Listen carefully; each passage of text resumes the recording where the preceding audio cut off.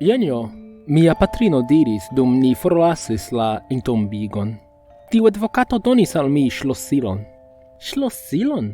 Mi demandis. Ŝajnas ke onklino Tabito postlasis ion al vi. Ŝlositan en sekurŝrankejo. Ĉu vere? Mi diris, turnante min al mia patrino. Sed ĉu ŝi ne estis malriĉa? Fine, jes, sed mi estas honeste surprizita ke ŝi ankoraŭ havis bankokonton. Sed kial ŝi donus ion al mi? Mi apenaŭ konis ŝin. Nu, vi estis la plej bona proksima afero kiun ŝi havis kiel infanon, sed via dubo estas la sama kiel la mia. Kion vi pensas ke ĝi estas? Mi tute ne scias, sed mi pensas ke ni eksciu. Ni tuj iris el la entombigo al la banko, kaj je la surprizo de mia patrino, onklino Tabito ja havis propran sekurŝrankon. Banko kasisto kondukis nin al privata ĉambro kaj surmetis la skatolon sur la tablon. Ĝi estis malgranda kaj ne povis teni multon, sed en ĝi tute mia. La grandeco malmulte subigis miajn fantaziojn trovi ion valoran interne. La okuloj de mia patrino larĝiĝis pro antaŭĝojo. Ni ne estis bonhavaj kaj la penso pro io valora estis ekscita perspektivo. Malfermu, mia patrino diris, donante al mi la ŝlosilon. Bone, je ni iras. Mi turnis la latunan ŝlosilon kaj la skatolo klakis. Mi estis pli ekscitita ol kion mi montris. Ĉu estus iu altvalora heredaĵo interne, aŭ eble iu malnova monkolekto? Miaj manoj tremis dum mi malfermis la koverilon. Ene estis du aĵoj: granda neĝoglobo kaj faldita peco de papero. Mi eltiris la objektojn kaj suspiris. Mi supozas ke trovi stakojn da monbileto estis iom troige. Mia patrino diris subride. Mi mallonge ridis antaŭ mi eltiris la neĝoglobon el la metala ujo. Ĝi estis ja granda kaj surprize peza. La bazo estis el ligno, ornamita de komplikaj mane ĉizitaj detaloj. La vitra globo estis krude pentrita per dika nigra akrilfarbo. Nur tra iu parto kun elfalligita farbo ni povus vidi ion ene. Mi scivolas kion malnova estas ĉi tio. Mia patrino demandis, milde kurigante la fingrojn laŭ la ĉizita bazo. Mi ne respondis. Anstataŭe mi surmetis la globon kaj prenis la falditan paperon. Estis mia nomo sur ĝi. Kara Janjo, mi postlasis al vi mian valoran posedon. Bonvolu trakti ilin pli bone ol mi. Ilia mondo estas nia mondo. El kore, onklino Tabito. Kion diable ĉi tiu signifas? Mi diris, montrante la noton al mia patrino. Mi ne scias. Tabito estis vere malsama virino. Io okazis al ŝi jarojn antaŭe dum vojaĝo al Gvatemalo, kiu ŝanĝis ŝin por ĉiam. La iama afabla kaj societema virino fariĝis izolema kaj kolera fratino. Mi ne scias kio okazis tie, sed ŝi neniam estis la sama. Tio vere malboniĝis de antaŭ kelkaj jaroj. Laste mi aŭdis ke ŝi elspezis siajn vivŝparaĵojn por postkuri ion en la Pacifiko. Kiu scias kio okazis el ŝia menso? Kion ŝi serĉis? Mi ne certas, sed ŝi ofte parolis pri ekscii la veron kion ajn tio signifis. Ĉu ŝi estis freneza? Ja, freneza. Nun ni hejmeniru. Mi estas lacega. Mi prenis la globon hejmen kaj metis ĝin en malnovan skatolon en la garaĝo. Ne pensante multe pri ĝi ĝis semajnojn poste, dum purigado de mia dormoĉambro. Mi reorganizis mian librobreton, kio aperigis iom da spaco. Ŝajnis perfekta loko por la aprezita posedo de mia forpasinta onklino. Mi iris al la garaĝo kaj elpremis ĝin. Dum mi tenis ĝin enmane, mi denove surpriziĝis pro kiel peza ĝi estis.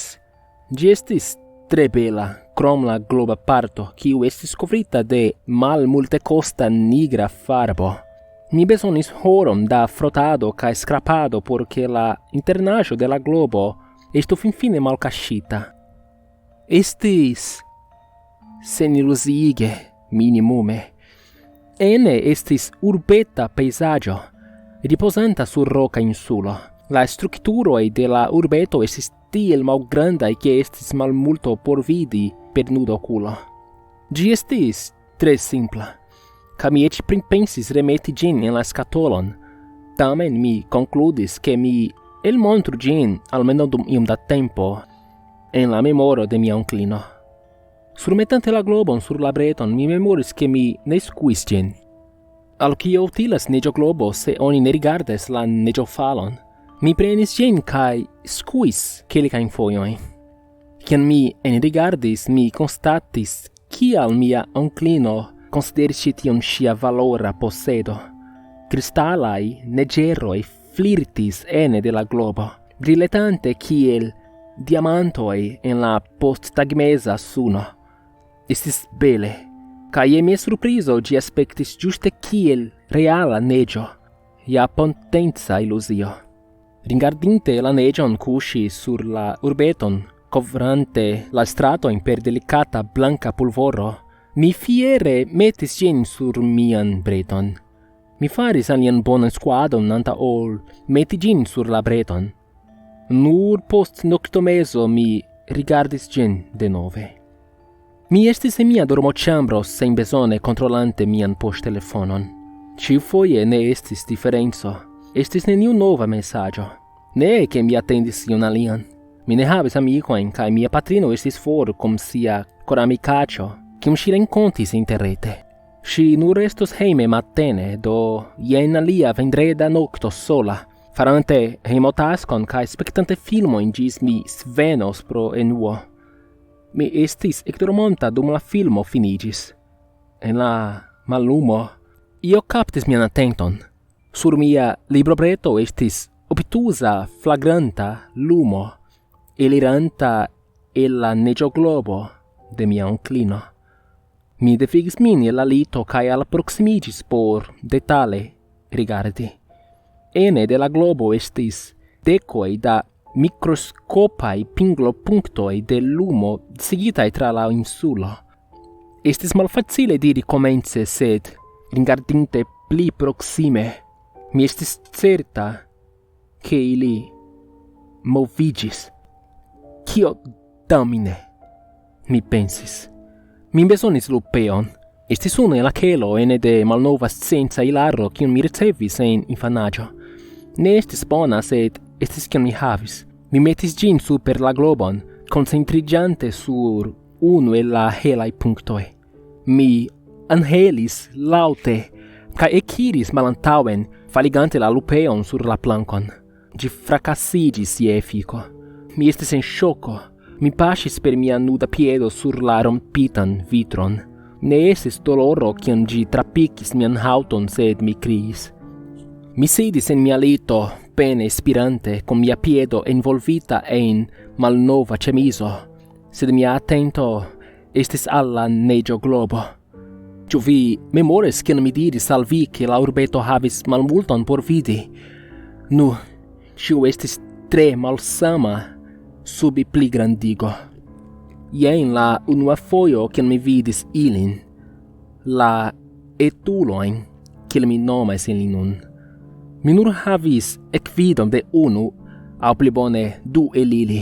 Ili estis ekstere en granda malferma kampo kovrita de blanka neĝo. Unu etulo staris tenante torĉon je la manoj. Ĝi estis klinita super dua etulo kiu estis sternita, duam enterigita en la neĝo. Ili ŝajnis homaj, sed mi ne povis certi, mi nur vidis ilin dum sekundo. Mi bezonis iom da tempo por kolekti la kuraĝon enrigardi denove. Mi konvinkis min ke estis nur mia imago aŭ ia stranga sonĝo, sed kiam mi alproksimiĝis, ne estis la kazo. Oni ne povus vidi multe per nuda okulo, sed estis tie. Etaj lumoj moviĝadis en la globo. Mi besonis alian lupeon. Tiu nocte mi rapidis al la bazaro kaj accetis la plej grandan kaj bonan lupeon kiu mi povis trovi. Ekde tiu tago komenciĝis mia obsedo rigardadi la etulojn. Sub alta pligrandigo, la interno de la globo fariĝis io magia, netaksebla tresoro. Mi pensas ke militoj okazus pro tia afero, kaj ĝi estis tute mia. Ene de la globo estis malgranda urbo, enhavanta miniaturan mondon plenan de vivo. Ĝi estis rememorigilo pri Edinburgo en la frua deknaŭa jarcento, staranta sur insulo kun ŝtonaj klifmarbordoj. La urbo disvastiĝis supren laŭ la okcidenta deklivo de la insulo, kun komunumoj de malabunde plenplenaj dometoj. Ĉi tiuj komunumoj estis apartigitaj de grandaj areoj de libera spaco, plenigita per diversaj brutpaŝtejoj kaj kamparo. Moviĝante supren, oni vidus ke la urbeto perdas la rurecon, kie pluretaĝaj ŝtonkonstruaĵoj viciĝis laŭ la neĝkovrita pavimvojoj. Ĉe la plej alta punkto de la urbo estis la urbocentra distrikto. Estis la plej pura kaj ekskluziva areo de la urbo, plenigita de vigla nokta vivo. Laŭ ĝiaj stratoj, lumigitaj de gaslampoj, estis luksaj restoracioj, butikoj, multaj distraj lokoj kaj mirindaj registaraj konstruaĵoj. Ĉe la pinto de la insulo estis altebenaĵo, la loko de delonge detruita kastelo. Nur malforta spuro de ĝia fundamento ankoraŭ staris. Sur ĝia loko estis trokreskita ĝardeno, plenigita de multaj statuoj kaj monumentoj. En la centro estis grandega statuo, caduca kaj disseriĝanta. Nur la malforta formo de mamoj ĉizitaj sur la ŝtono klarigis ke tio devis esti virino. Malantaŭ la altebenaĵo, sur la orienta declivo de la insulo, estis densa arbaro kiu kovris ĉiom ĝis la maro. Malgraŭ ĝia tuta beleco, la urbo ne estis la plej impona afero ene de la globo. Tiu honoro iris al la homoj ene. Ili estis magiaj por rigardi, centoj da etaj estaĵoj, moviĝantaj kaj irantaj ene de la limoj de la vitra globo. Ili aspektis ĝuste kiel ni, nur mikroskopaj. Ĉiuj ili la grandecon de sablero, vivanta vivon ene de sia insula mondo. La nokto kiam mi eksciis pri ili estis nekredeble malfacila. Io malbonega estis okazinta al la popolo. Disŝetite tra la insulo estis dekoj da mortintaj etuloj, surĵutitaj de neĝo. 42 viroj, virinoj kaj infanoj estis mortintaj. Mi restis maldorma la tutan nokton rigardante ilin, kolekti la korpojn kaj transporti ilin al ilia fina ripozejo. Ĉe la marbordo, nestita kontraŭ rokaj klifoj, estis ilia tombejo. Massiva terpeco con miloj da tomboŝtonoj, elstarantaj de la grundo. Necesis kunordigita penado, sed antaŭ tagiĝo ili enterigis ĉiujn mortintojn. Multaj larmoj falis tiu nokte. Estis tragedio. Mi ne povis ne plori kune con ili. Dum la sekvaj tagoj mi pasigis preskaŭ ĉiun minuton rigardante ilin. La sola fojo kiam mi forlasis la dormoĉambron estis por nutri min kaj foje uzi la necesejon. Mia kutime organizita ĉambro komencis malordiĝi. Brigado prenis la duan pozicion pro la ĉiutaga disvolviĝo en la globo. La etuloj estis okupataj aferoj, rapidante tra sia eta mondo en la sama maniero kiel ni. Mateno venis kaj la urbo ekvivis. La infanoj, vestitaj per sia etaj uniformoj, estis kondukitaj al la lernejo de iliaj laboremaj patrinoj, kiuj poste revenis al siaj bebaj kaj hejmaj taskoj.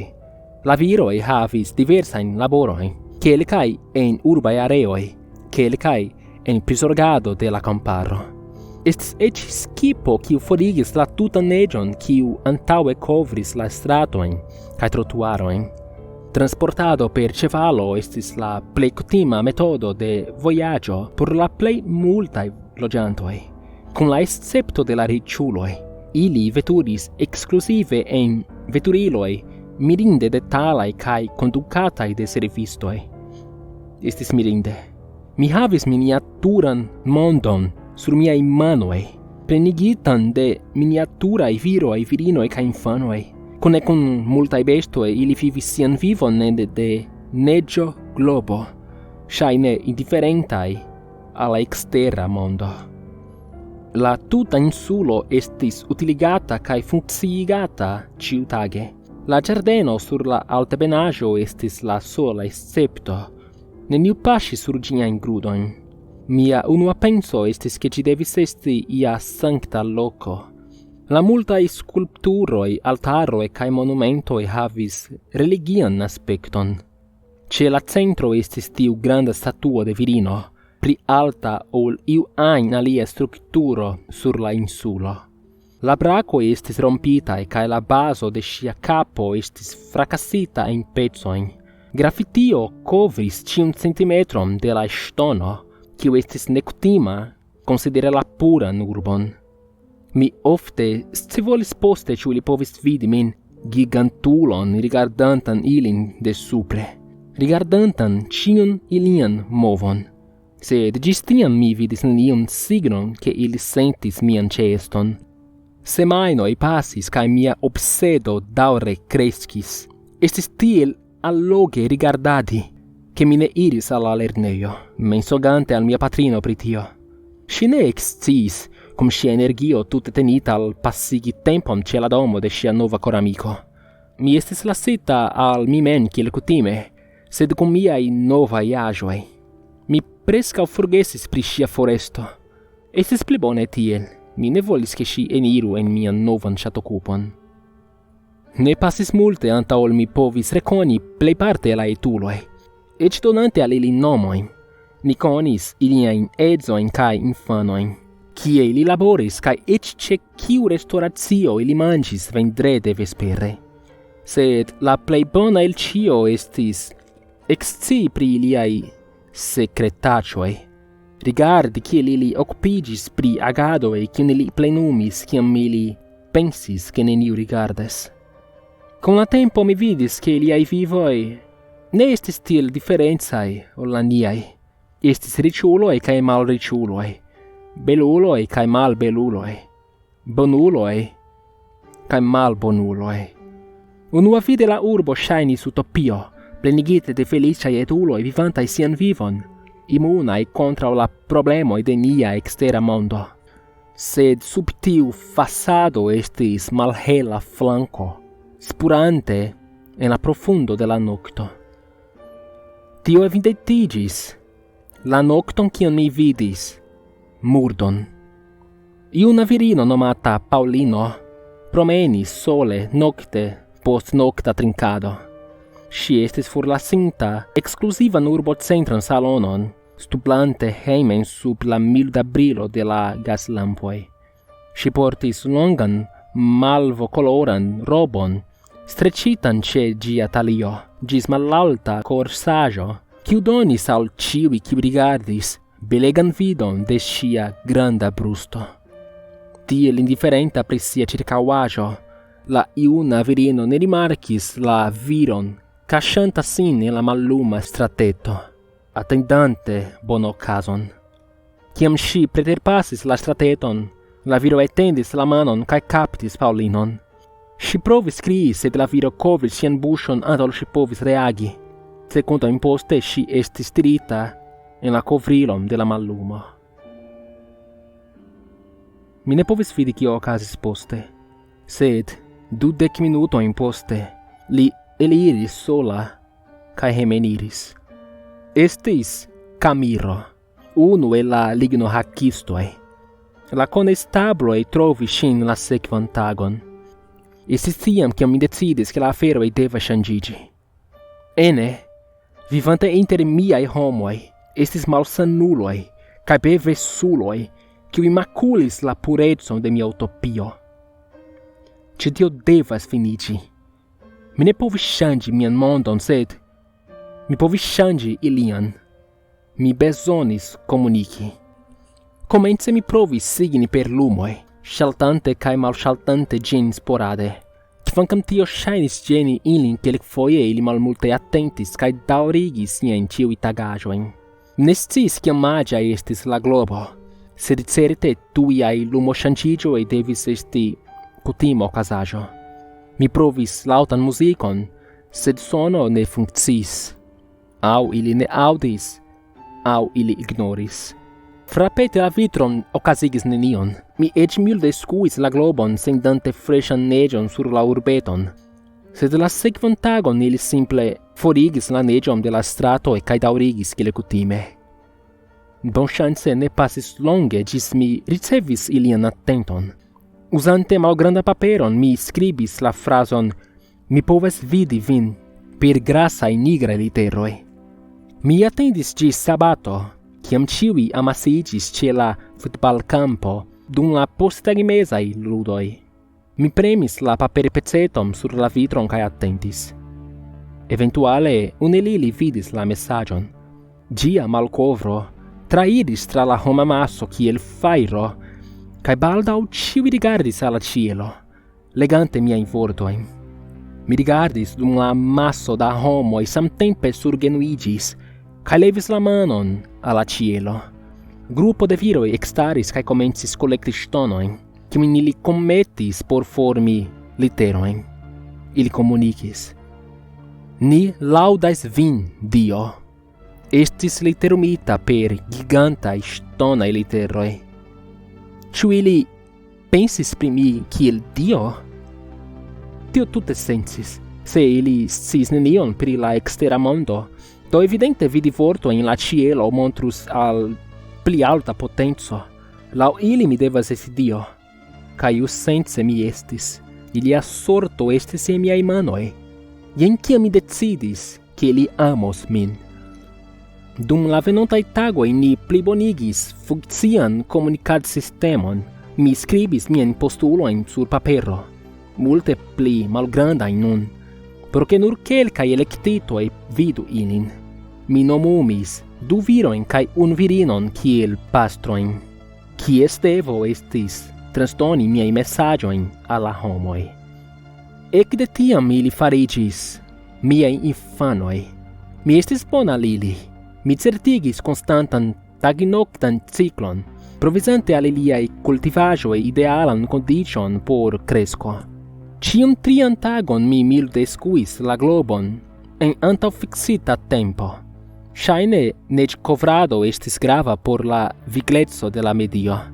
Mi estus ingarda tamen. Se mi skuas tro forte estus katastrofe por la urbo. Troa foto forĵetus homojn, mortigante kaj vundante iun ajn kiu estus malbonŝanca esti en la malĝusta loko. Mi bone zorgis pri ili, kiel bona patrino. Kontraŭe, ili ĉiuj nur obeu miajn simplajn jurajn regulojn. Ili adoris min. Homo eĉ iris al la ĝardeno, la unua kiun mi vidis eniri ĝin, kaj malkonstruis la statuon de la virino. Ĝi estis anstataŭigita per unu duoble pli granda. Ili bezonis semajnojn por finĉizi, kaj kiam ili finis, ĝi estis simple grandioza. Multaj preĝis ĉe miaj ŝtonaj piedoj, laŭdante sian solan majstron.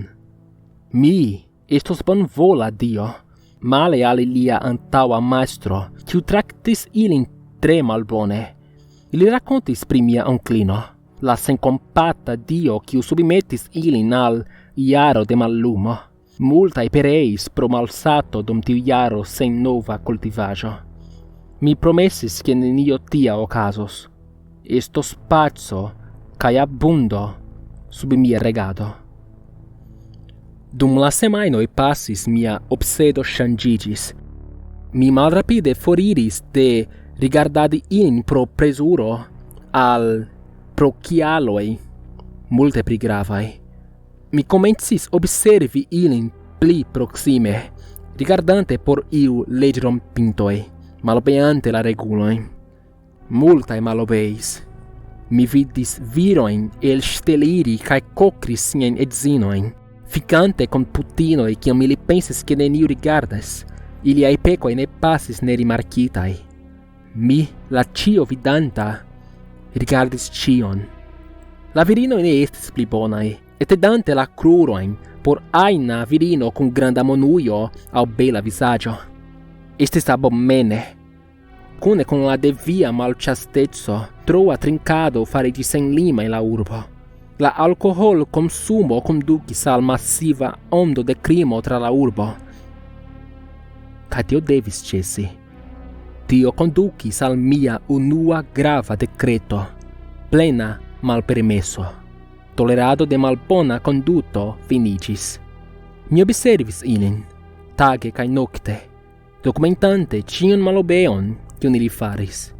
Iliai offendoi estis transdonitai alla pastroi, quiu sendis mian devigante amon por fari arrestoin. Mi estis la jugisto cae jurio, la fina arbrito de justezzo. Se oni malobeis unu el miei legioi, oni estu punita, cae se la offendo estis aparte abomena, mi executis oni. Crimo ne estu permissata. La globo estu purigita de peco. Mi exciis che publicae executoi in la urbo plazo funcciis pli bone. La etuloi bonigis rapide. Crimo falis tra la urbo. Ne estis rimarcinda offendo dum taguei. Mi faris mirindan laboron.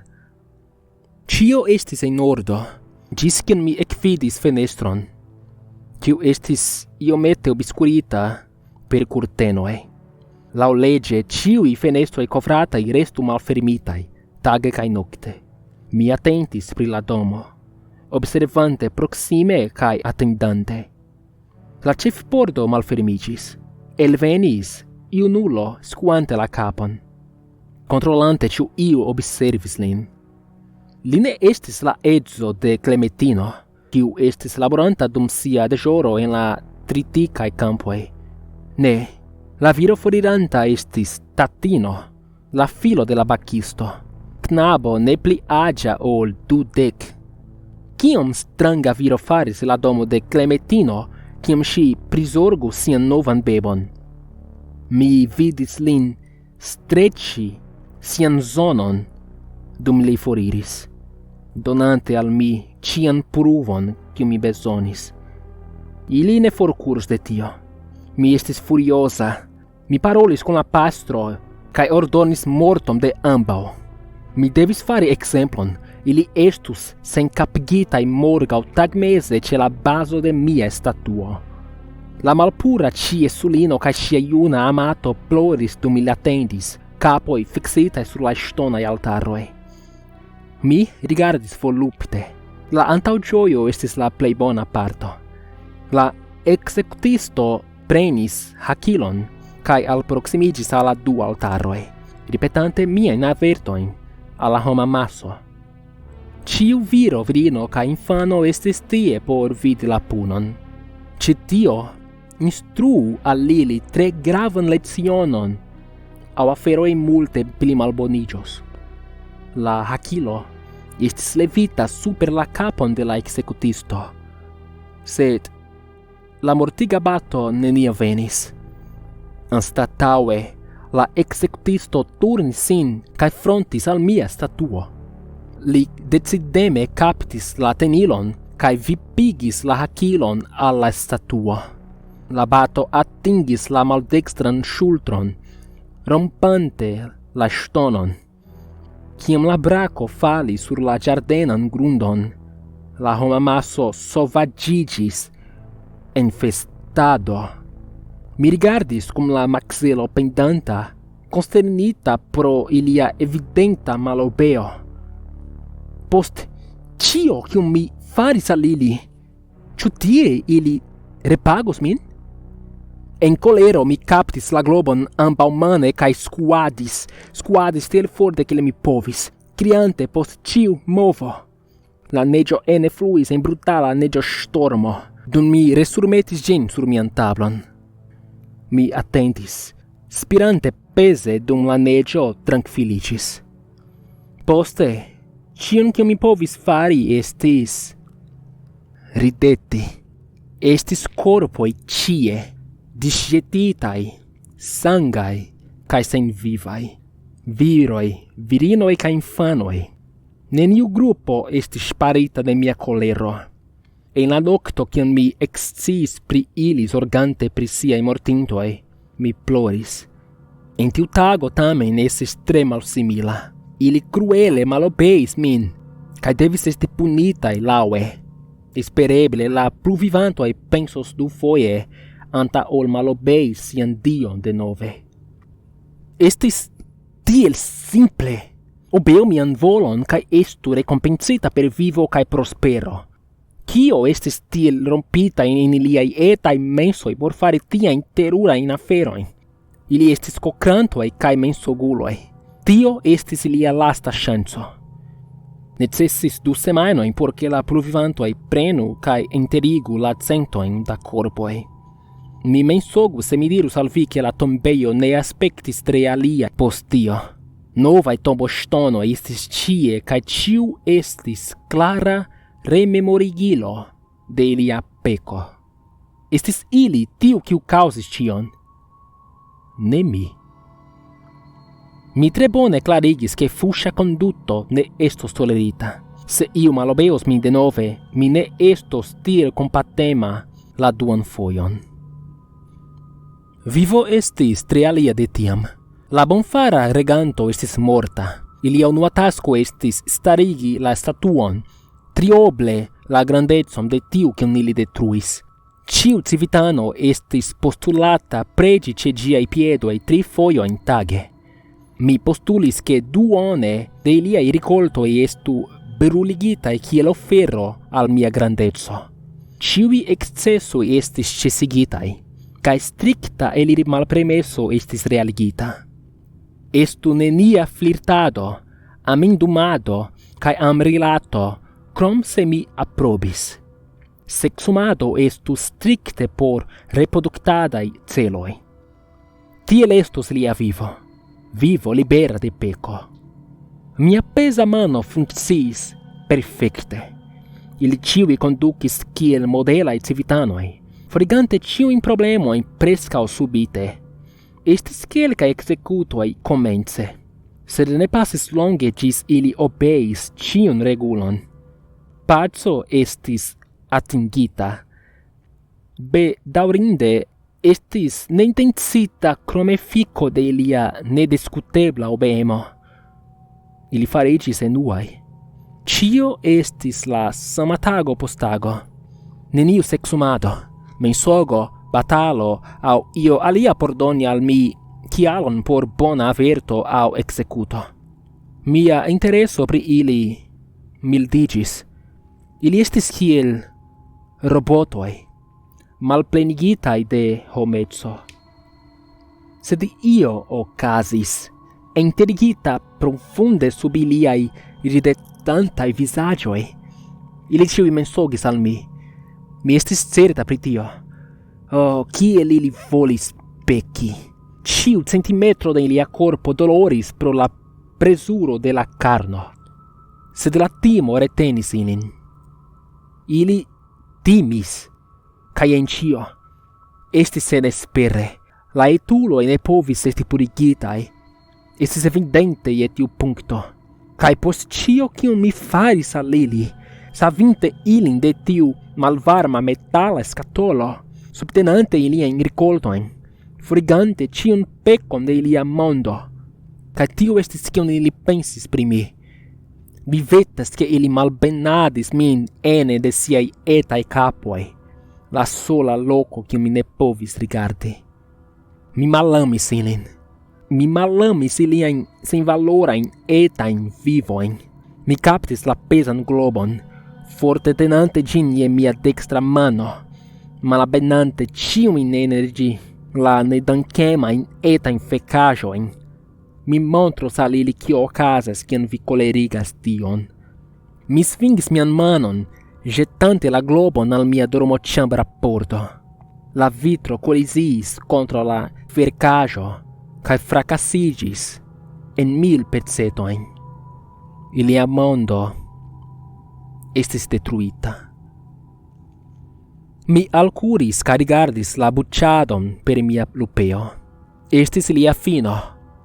Fino, kion mi ĝuis, rigardante la lastajn sekundojn de iliaj mizeraj vivoj. Mi povis finfine aŭdi ilin, tre malforte, sed estis tie miloj da homoj kriegantaj unuvoĉe, prenante siajn lastajn spirojn, punite de venĝema Dio. Mia onklino estis tro kompatema metante ilin en tiun skatolon. Je tiu momento mi pensis pri ŝi, kaj pri la noto kiun ŝi postlasis en la skatolo. Mi rememoris la vortojn.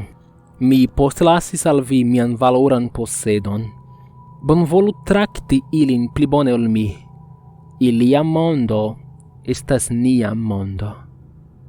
Ilia mondo estas nia mondo. Tiu parto ripetiĝis en mia kapo denove kaj denove. Mi rememoris ion kion mia patrino diris, ĝuste kiam ni malfermis la skatolon.